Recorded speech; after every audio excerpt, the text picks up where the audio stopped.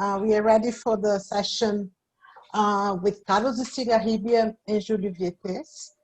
The title is How International Publishers Work with Latin Partners to Deliver the Best Experience for Players. So we have two top executives here. I'll ask first Carlos Estigarribia to introduce himself briefly, and then Julio. Okay. Well, actually, I've been working with the Brazilian like a gaming industry for, I don't know, 25 years. So that's a long time. And currently I am the head of country management for Lockwood Publishing. And one of my tasks is how to grow faster here. So I can probably share some of the good things that we have been making in the past year. Yeah, basically I'm having fun and making at the games to grow faster here. That's what I'm doing currently. And now to Julio.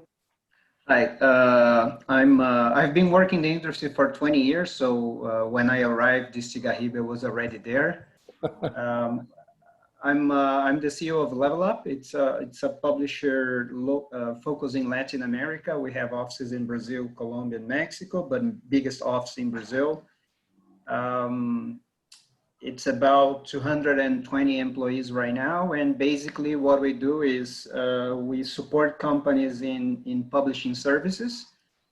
We work with Tencent, with Sony, with PUBG, Supercell, Epic, Lockwood, many other companies. And then we provide different services to them. Some need support in UA, some need support in community or even localized services. And then we also work with distribution. Okay, thank you very much. Just to put everybody on the same page, well, we are talking about a region with almost 10% of the world's population and accounts for almost 5% of global revenues in the game industry. And is one of the markets that grows faster. We have a 13% annual rate growth for Latin America. Of course, mobile is pushing all the industry, but the market was pretty much balanced, PC, consoles, and mobile. Now I'm gonna move to my first question. Wow, that is, how is usage and revenue trending for each platform?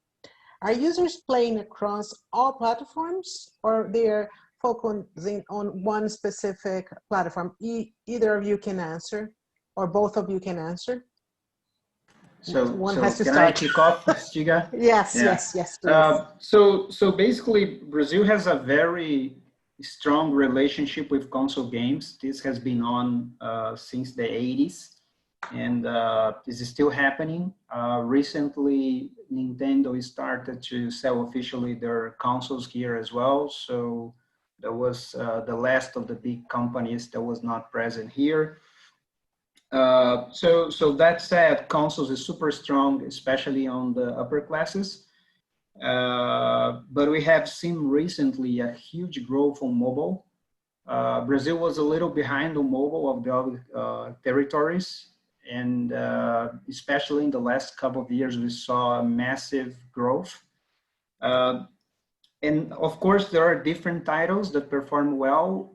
One important thing on Brazil is that usually the mobile and PC devices in terms of specs are behind what is expected in Asia or what is seen in Asia and Europe and US. So most of the titles that perform well are those that do not necessarily need a very high spec devices.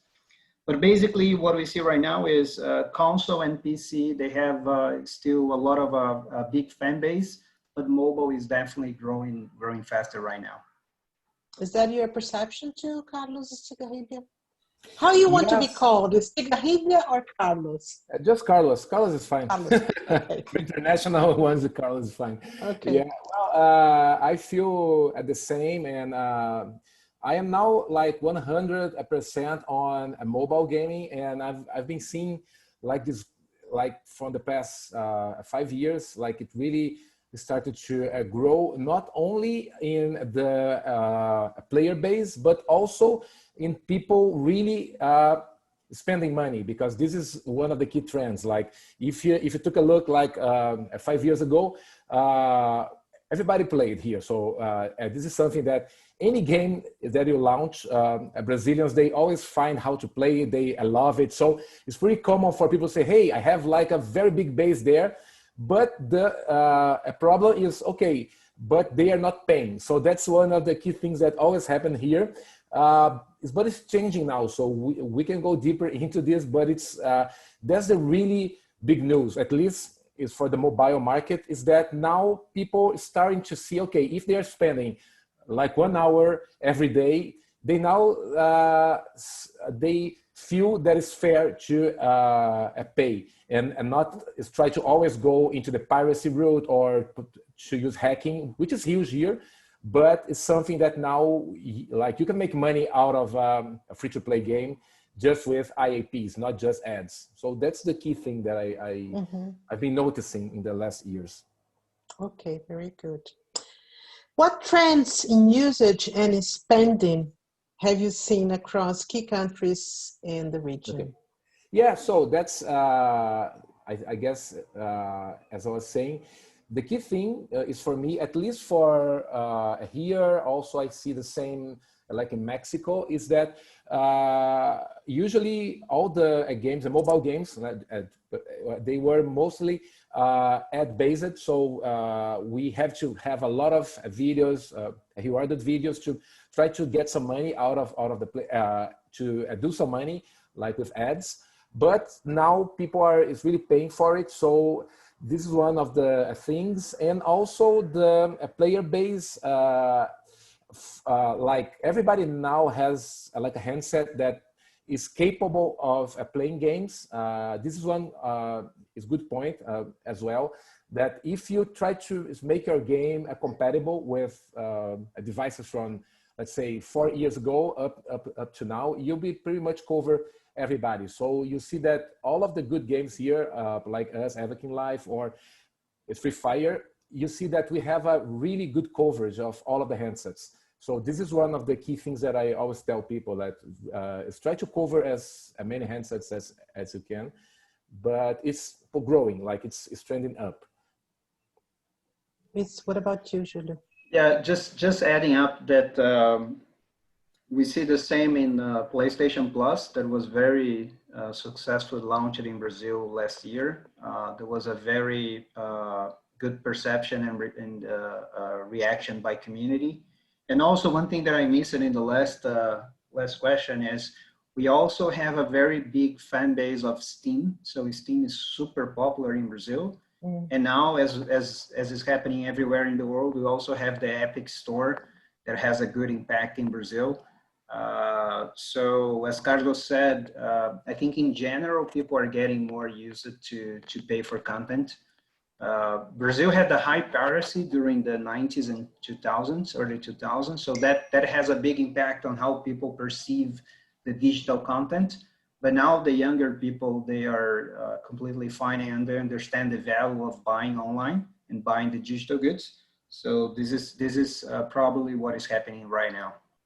Yes, I think that's something that it's kind of tied to people is getting used to have like a Spotify or some of the subscription services, because then they start to feel that, okay, if I am, it's really like having 1 or 2 hours per day on this service, I can pay like it's $10 a month for it. So I guess this kind of subscription services for the apps also helped us, because it started to change how the players feel about spending money. So that's, for me, I'm grateful for all of those services coming, because I think they really managed to change this.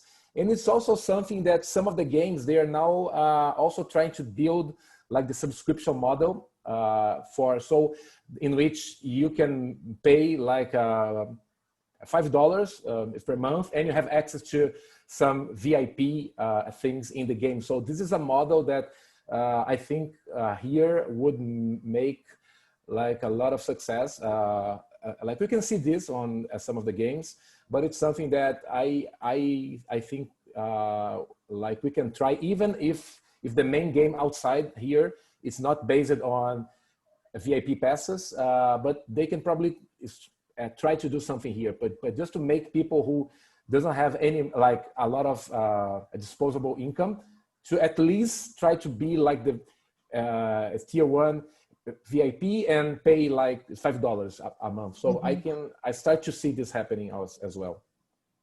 So you're saying that it's a good business model to have your game on a subscription. Yeah, either on a, it's not to be like on a subscription service like a global one, but you can add like a subscription service for your own title. Like you say, like if you pay like $1, let's say like every month, if you have, you can get maybe have one VIP a pass to some scenes like in the game or some special item. So it's something that I noticed that people here, they always like to be VIP at something. So it's like a psychologist thing. You can offer like a special pack, and they won't pay for one single IAP, but if they feel, okay, I'm going to spend it's $2, and then for the whole month, I will have access to a lot of extra content, they will be paying it. So this is another thing that we are thinking about doing for the local market. You want to add something, Julio? Oh yeah, I'll just say that this is what we have seen on Epic with the monthly passes, and a lot of games adopted that, and it's basically showing to the players that they have a lot of benefits by purchasing something that will be recurrently. And as Carlos said, it's working super well. And it's the same business model for Sony with the PlayStation Plus. Yep. Okay, I have a question here that is asking to compare the behavior of the gamers in Brazil and the US. I think our audience might be North American and might be easier for them to see. Right. So in terms of a taste, it's kind of similar. What we have seen is that there are, of course, a lot of benefits in the local concept of items and initiatives. That's super well perceived by players. So whenever you have an event or an item or anything that relates to the territory, that goes for Brazil, Mexico, Colombia, any place, it's very, very well received. In terms of gameplay, I would say it's super similar. One thing that is important is it's super basic, but having the games in Portuguese and Spanish are mandatory if you want to excel in the region.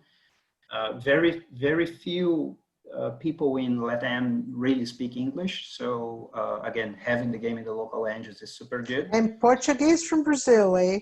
Portuguese from Brazil, right. Yes, definitely, definitely. And Not Mexico, from that's Portugal. a good point. Because also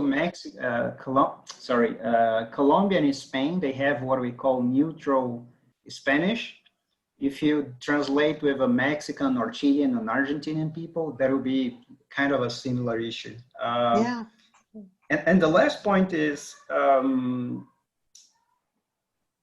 like in any territory, if you have local people talking with your community, meaning in the social space and also influencers, that makes a lot of a difference for the players. You want to add something, Carlos? Speaking like for our game, Avec in Life, I guess we are really like a social network game, like / game. So when I see how people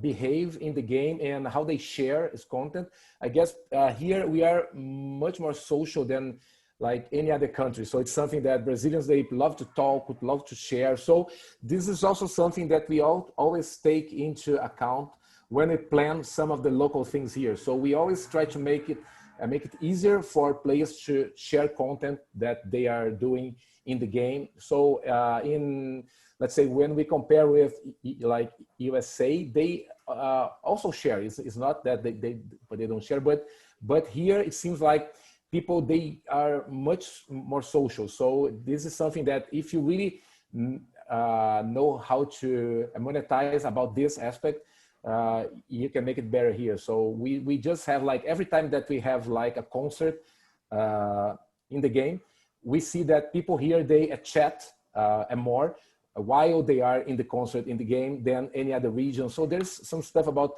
being social. That is how like we are, I guess, like the Brazilians and people from some of their countries. They are more social. So it's an important aspect. And one other thing that we saw on some of the games is that if you have like a game that you have the phase that you will build your arm, like your army, and then you have the phase in which you will go to battle with your friends. If you try to make people to go faster is to the battle, so that when they have to form the clans, you see the game here will perform. It's much better. So it's something that I saw with some other games, like fighting games and MMOs, that you gotta make shorter at that phase in like it's building like your army or your city, and go straight to the phase in which people have the clan, so that they can talk, they can plan, they can, so because it's social. So it's something that sometimes you have to change how the gameplay is to make it shorter in the strategic part and more, and go straight into the social battle part. So that's something that I saw in the past with other games. Yeah, that's very interesting. It's much like replicating our social behavior here in real life and into the game, right? It's like Brazilians and Latinos are so hospitable, so adorable as people, like that. Yes, I noticed this because like for this other game, we had like a focus group.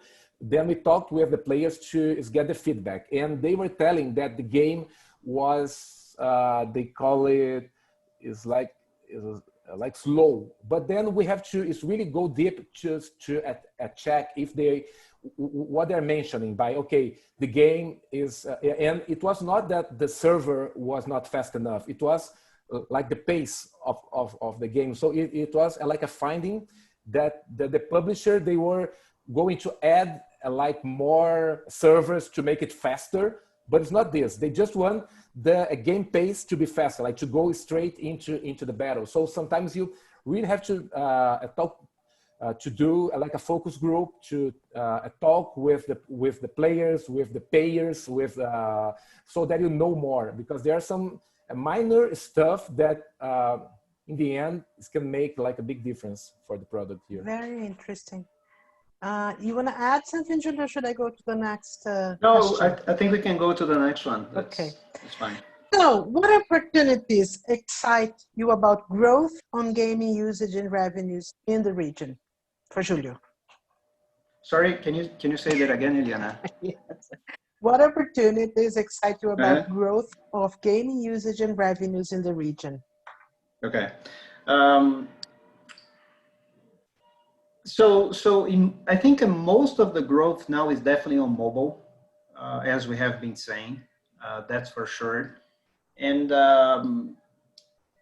we see a huge difference in Brazil for games that has a small client and has small minimal requirements, rather than games that needs people to have a very good device, right? And I think this is something important to say, because when we see the prices of the local manufacturers, I mean, companies that are assembling like Samsung phones or Apple phones, etc., is way more expensive than in the foreign countries.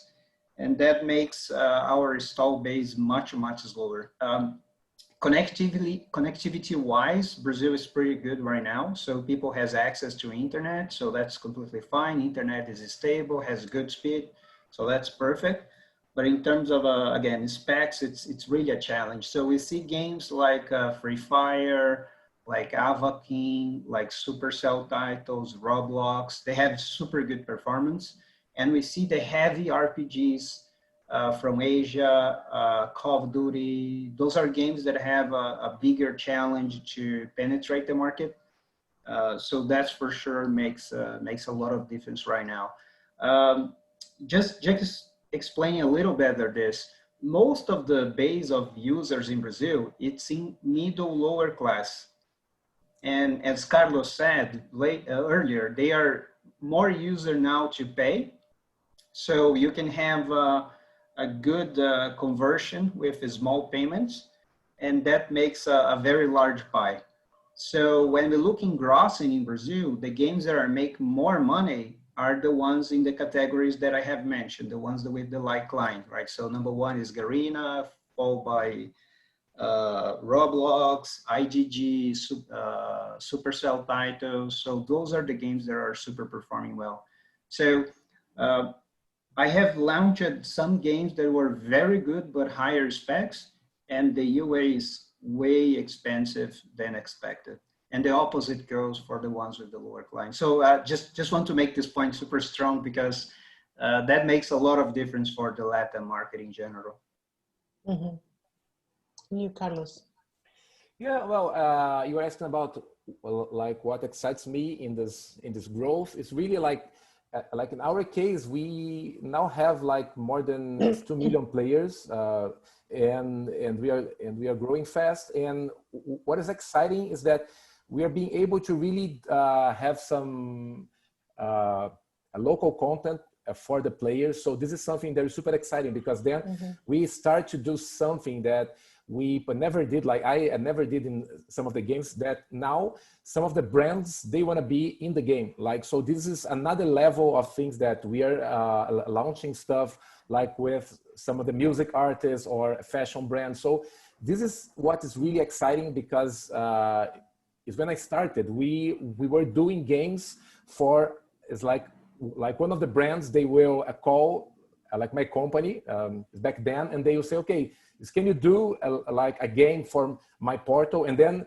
we were doing this game for the fashion brand, but now it's the the fashion brand, yeah, is the opposite. So we are being seen at least here as like a media channel. So we are both the media and a content, and this is super exciting because it's something new that never happened here, like in some, not in this like scale. And so this is for me the most exciting thing, like how we are managed to get brands in the game, because this opens a new revenue stream is for the game, and also bring us a lot of players that know the brand, that they might not know us, but they are fans of the artist or for the brand, and they know us because of those artists. So it's a kind of a partnership in which we are together, making money together. And this is, for me, the most exciting things that I'm doing now. And do you see that more stronger in Latin America, the in-game things happening, fashion shows, concerts, whatever, or it's going, it's a trend that is worldwide, like everybody? Yeah, well, like what is important for all of those brands is if you have like a big user base. So here it's much easier for you to grow because like let's say, if of course, given that you did the basics, like you have like a game in Portuguese, everything, then you can grow here is much faster than in the US, let's say, is like if the game is starting is from the ground, because here it's cheaper for you to buy players, so you can really is build your base faster, and then when you get, let's say, to 1 or 2 million monthly players, then it starts to be really interesting is for the brand. So at the brands, they will come if you have the base, if you have your player base. So for you to get to 2 million players in the US, it will cost you it's much more. So here, I guess it's cheaper. You can build it faster, and you can add these other partnerships is much faster. So it's a global thing, but here we are doing it's much faster. So we are pretty much building some of the business cases that at the other countries will also do in 6 months, in 1 month. So I it's like that very much. yeah. So it's a To like be a a test case. it's like a test case, but with a huge amount of players. That's what's happening. Yeah, okay, thank you very much. I have a question here. What types of games? I think we might have, well, talked about it. What kind of games are performing well in the Yep. market? Genre and thematics? Yeah, so aside of the thing that I already stressed a little bit, which is the spec side, definitely now we are in a battle royale phase with Garena Free Fire, PUBG Mobile, Call of Duty. So all of them are performing well. So that's one thing. RPGs are a little on a down right now. And as we've seen in a lot of places here, the games that has a very strong social feature, they perform better. So the more you can interact with other players, the better it will be. So now there is, on for example, Facebook gaming, the game that is most played by influencer is what we call GTA RPG. So these are people playing GTA, pretending it's like a story there. So they are basically interacting with each other in an open world. The same goes with Fall Guys. We saw a lot of people streaming and commenting and you know, making fun of each other. So that's very Latin American. The more people can interact, the better it is. Do you think there, well, of course there is, but just to take aside the pandemic, the COVID-19, wouldn't that be also be an impact of the restrictions to real social interaction that people are doing? Well, we can't go outside, point. So let's make friends. That's definitely a very interesting point, because we saw a huge increase of game consumption during the pandemic, especially in April to June. There was a booming, so the games grew a lot in Brazil, and probably has this effect that you mentioned, that people were not able to go outside, so they had to socialize more. Latin Americans are already people that like to socialize a lot. So in this case, that they were prevented to do it, then probably was a way to make it happen. That's a good point. Yeah, like what we saw here as like since March is, of course, it's more people now that I never play, they are starting to play. But what is really happened, at least in our case, is that people who used to play our game like every week, like 1 or 2 days only, now they play the whole week. So it's more like we have more sessions happening, which is good, because then it becomes like a habit. And then even when everything goes back to normal, we don't think that, okay, then people, they will just and not play every day. They might, of course, play like a little bit less, but they have this habit now that playing every day. So this is one of the things that it's not just having more new users, but the frequency. So that's one important thing that we noticed that happened starting March. Yeah, and the social interaction is also a trigger. You're not just playing for the game, but you're playing to be socially available to your friends, right? Oh, to yeah, be part sure, of yeah. something. So that is. Yeah. Okay, well, one more.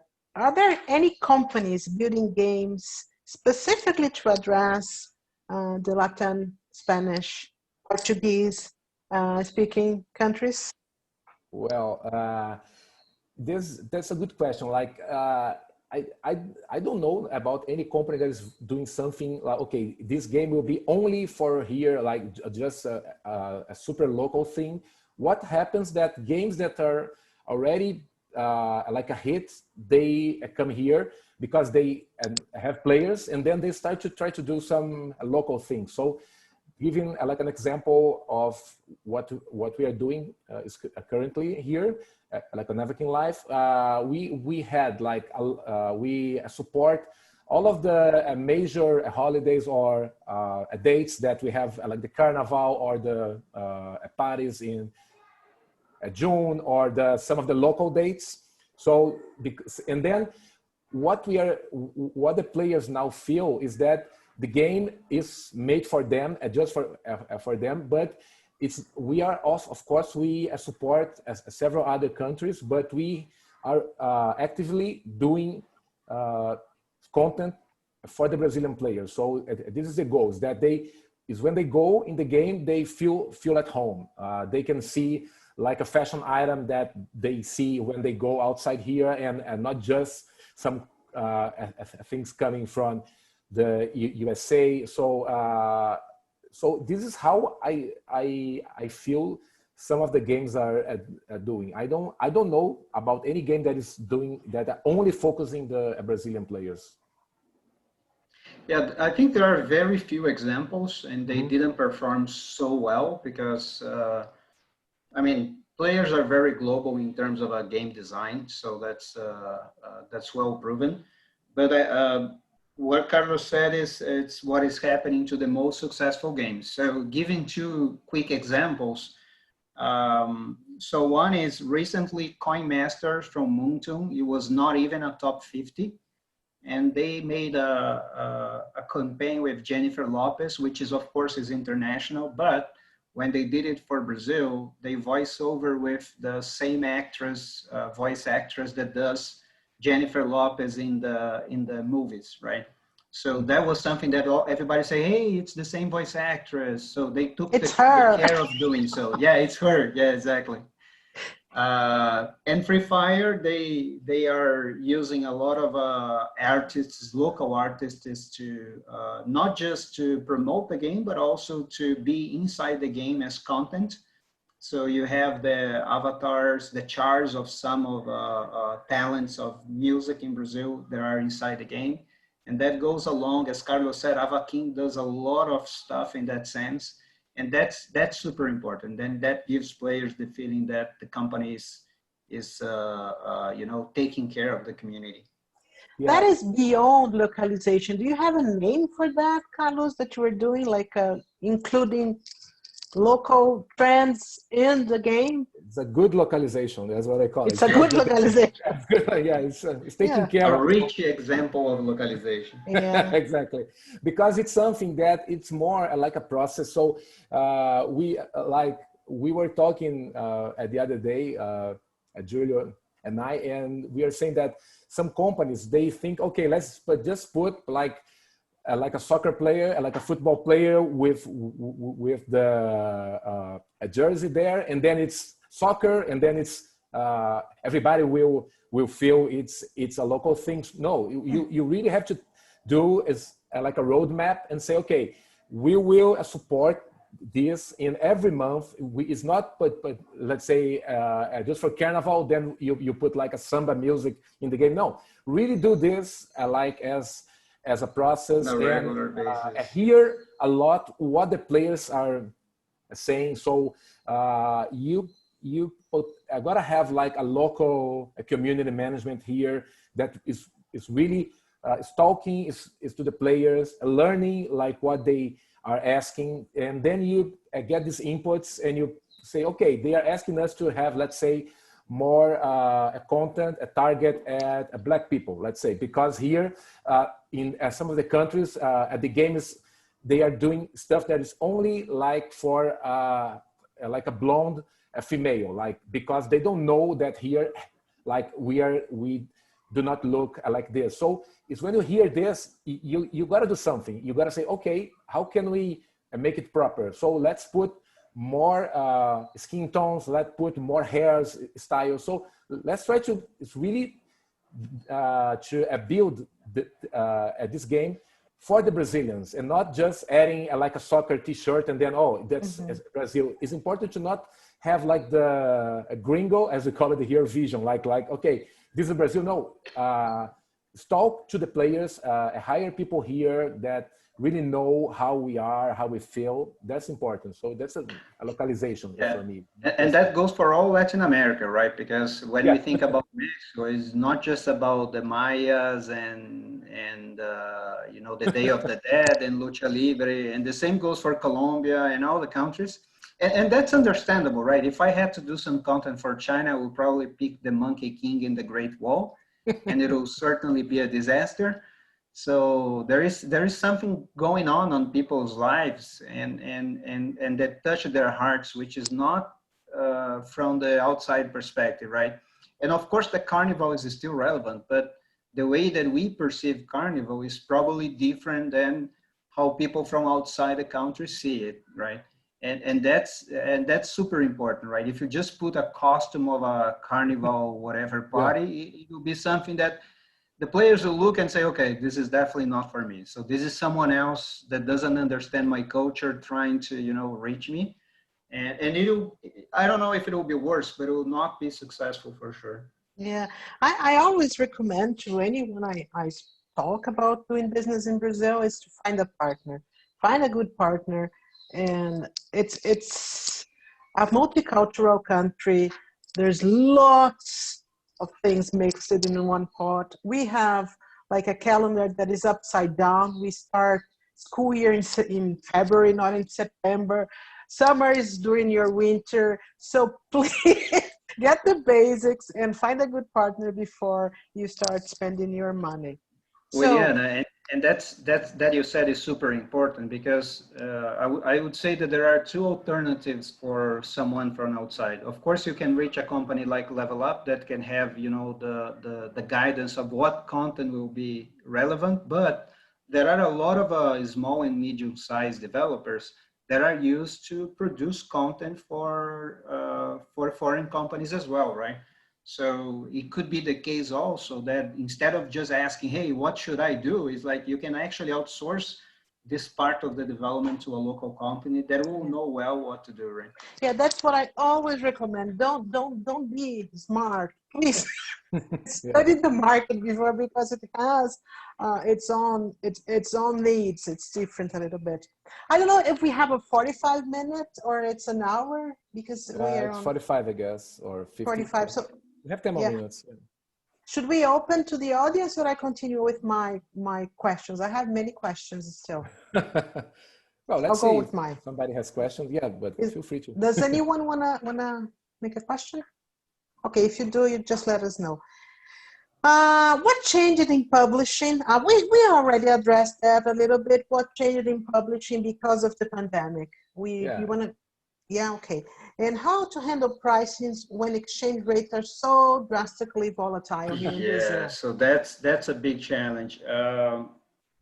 So often when we see the exchange rate in the long term, Brazil is very volatile, more than most of Latin America.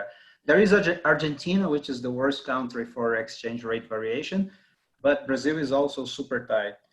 And we saw some good and bad examples during the pandemic, right? Because the exchange rate devaluated in 40, 50%. So that's huge. There is a benefit of that if you are launching a game, because if you launch in a game and there was a big devaluation, it will be much cheaper to do marketing in esports. So that's a plus. If you want to invest and make acquisition, now it will be a good time. But in terms of how much the prices are valued, we had some good examples. For example, Riot, they changed the prices, but just a little bit. We had Tencent doing the same. We had Garena doing the same. So there were small price changes, which is like, okay, so we cannot absorb everything, but we cannot fully change it, right? And we saw one game, it's called Sensei Awakening for mobile. They made a 40% change in the prices, and the revenue fall drastically because people cannot absorb such a high change, right? And of course that maybe 5, 10, 15% is something that will not have a massive impact. But if you try to make a 40, 50% change right away, that'll be for sure a disaster. And we saw that happen. I gave one example. There were other games that did the same. So I would say it's time to maybe invest more in acquisition to leverage on the exchange rate variation, but it's also a time that is necessary to be patient, to understand that this will pass for sure in a few months. Next year will probably go a little better than what it is now, but try to adjust everything at once. It's insane. I mean, think if you are in the US and suddenly a company raises the prices by 40%, what will happen? For people that are there, they don't care about the exchange rate variation. So for us in the companies is, again, it's time for being a little patient and not try to fix everything at once. Yeah, and also what you could do is also to, instead of just making all of your packs to be like 40%, you can maybe do some tests about, okay, I have to make the price higher, but maybe if I choose, like if I change like what is being offered, like, so you can maybe have some margin to offer more coins or like a special item so that players feel the value. Of course, they will know they are paying more, like, because you are just going from 1 to 150. But if you can add some other things, they might feel, okay, I'm paying more, but I'm getting other things. So it's super important to always be checking what's the correct price point here. So especially at those days. So this is something that we always test. It's not, of course, if we make it here too cheap, then people from some other countries will use VPNs and try to buy from here. It's not this, but this, okay, may I not have this high profit here, and so that people, they keep on spending, because what we don't want is to lose like a player that is already like a spender that spends, like, say, $50 every month, and then he or she feels that it's not fair, and she decides to not spend anything. So it's how can we be fair with all of those existing payers, because they are the ones that we are really making the game for in the end, you know. But just adding one. Yeah, please. Sorry, just adding one very quick example. Epic really stepped in the gas to promote during the pandemic. So they invest a lot of money with more esports activities and other activities locally. And again, this is because it became cheaper to do it because of the exchange rate. Thank you. There's a question that people always ask me, and I don't know how to answer. You guys should know. How Brazilians pay when they don't? Most of them don't have international credit cards. So yeah, so less than 25% of the people in Brazil has international credit cards, and I think there are two important things to consider, right? So one is local payment methods, and that goes with local bank payment solutions, as well as digital apps. So nowadays in Brazil, there are a lot of digital apps that are very wide. They reach a lot of people. Some of them have up to 15, 17 million active users per month. So that's a good base. And the second way is to go through payment distribution, right? Which is different from pay methods, but is being available on places where people are used to buy. So you can sell through carrier billings, you can sell through prepaid cards, you can sell through traditional retailers. So there is a lot of channels to reach, and that's super important. One example on my side, we are now the largest distributors of Sony and Garena, so the leader on console and the leader on mobile. And over 90% of the revenue that we have from them come from resellers. Because people just prefer to buy where they are used to buy, right? It's much more convenient than I have to go to this specific website and make a different purchase. So let's say that I'm used to buy on a specific store, it will be easier to buy there. Let's say that the bank that I use sell credits for my game, it will be easier for me to redeem the credits there. So that's one way to make it more accessible to people. And just to finalize, there's a lot of those payment methods that you can pay in cash. So it's easier for people that doesn't have a bank account even, not just a credit card. Yeah. So again, find a local partner, right?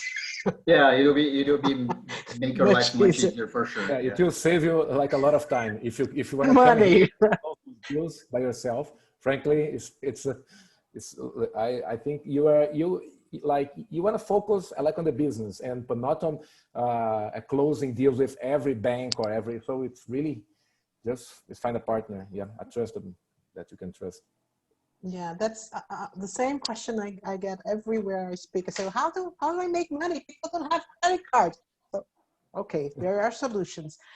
So I have a final question here. I think we started to talk about game marketing and promotions, and we were maybe started touching it when we said that our calendar is upside down. So dates and holidays are different. So how would you tell us about it to the audience? Okay, I guess that one of the things that are really doing fine here is when you start to use your own players to help you to promote. So to give them tools to share what they are doing. So because as we mentioned, like everybody here is super social, and most of the players that you have, like say from 15 to 25 years old, they want to be like a creator, influencer. So if your game, if you manage to do this, either like in the game itself, if you have those tools inside the game, or through the social networks, if you are maybe doing some local stuff here, you can do like contests, this kind of stuff, and then people, they will actually be helping you to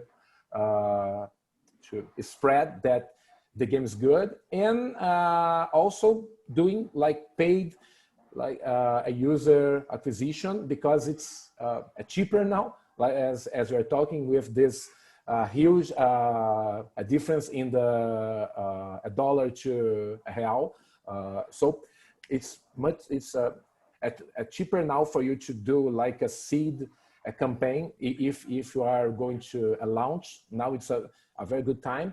And also run stuff with the local players, influencers, let's say, even though if they don't play, but you can pay them to do some, to talk about your game. So I've been seeing some companies doing some really cool things using local influencers, like famous ones, celebrities. Thank you. Yeah, I will I'll have stick 2 to. minutes to close. Yeah, I'll just stick to the influencer part, because it's something very interesting that in the Spanish-speaking Latin America, UA is kind of isolated per country, and some activities are isolated per country. Even the news the news websites are isolated per country, but the influencers are vocal in all the region. And there are some huge influencers in Spanish speaking, like Juega Herman, Donato, Antrax. Some of them, when we do videos with them, it's over 2 million people reach it. So it's super huge, and it goes all across the region. So both for Latam, for Spanish speaking Latam and Brazil, the influencers are definitely the cheaper and most effective way to do acquisition and to engage with the local community. Stiga, 1 minute for you. No, I don't have any other thing to add on this. Like, So we're closing up the So we were session. efficient. We finished a little earlier. Exactly. Yeah, right on A time. few seconds. 12:50, right on time, 50 minutes. We're Thank you professional. very much. I learned a lot, and I hope our audience did too. And we are available if you that are watching us, if you have any further questions, please do so. Send us an email. Thank you very much. Thanks so much. Thank you, everyone.